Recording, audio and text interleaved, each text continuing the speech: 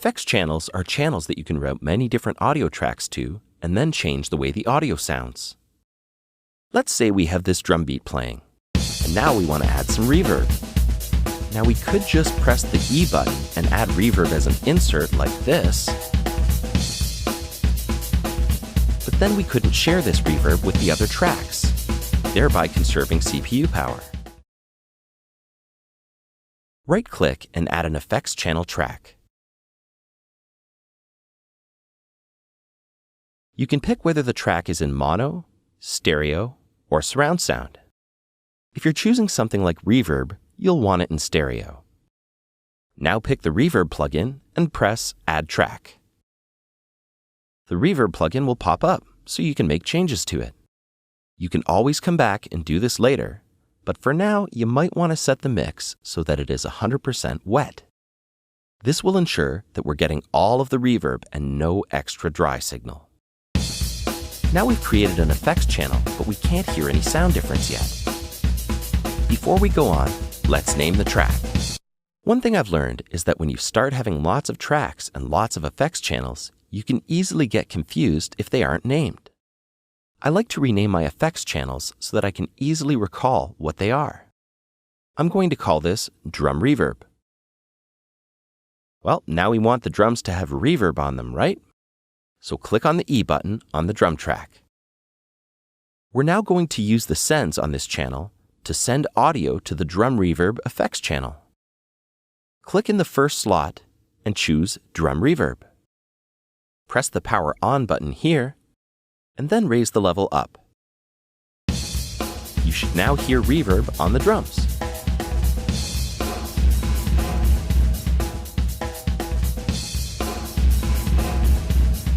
If you need to adjust the reverb, press the E button.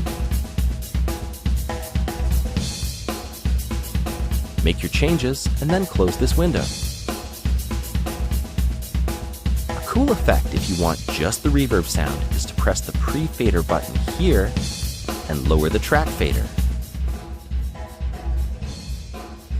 Usually, if the volume is down on the volume fader, then the reverb send also goes down. You can see that the meter is going, but nothing is going to the send.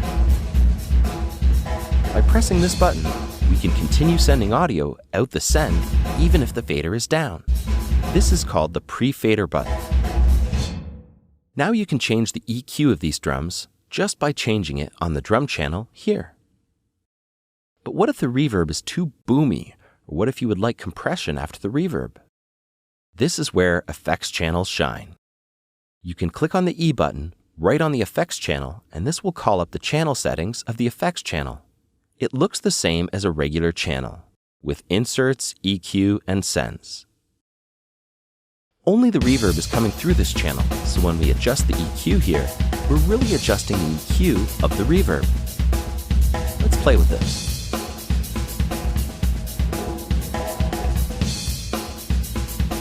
Now, let's compress the reverb by adding a compressor right after the reverb insert. As you can see, using effects channels is very powerful. You can also change how sends are routed. Let's go back to the drum track using this drop-down here. Right-click on any empty space and select Send Routing under Customize View. Now you can change how the signal is routed by moving this panner here. Now if I had two channels, I could route one send signal to the left and one to the right without having to change the track pan setting. This is really noticeable when I press the pre-fade button and lower the track volume.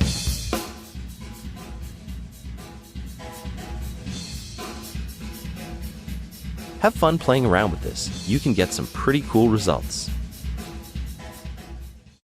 Close this window and open up the mixer window by using the key command F3.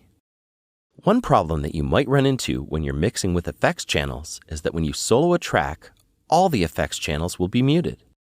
This means that you won't be able to hear the track with the send effects applied to it. Cubase has a great solution for this. Alt or Option click on the effects channel solo button. This puts the channel into solo defeat mode. The S turns into a D, and the color changes to let you know that it's on. Now, regardless of what tracks you have soloed, the effects channels will still be heard. To turn off solo defeat, just Alt or Option click on the solo button again.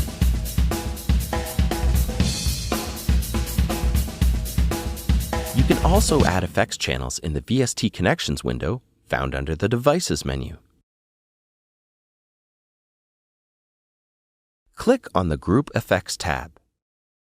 Now click on the Add Effects button. The same dialog pops up as before. There is literally no difference where you make the effects channel. You end up with the same results either way.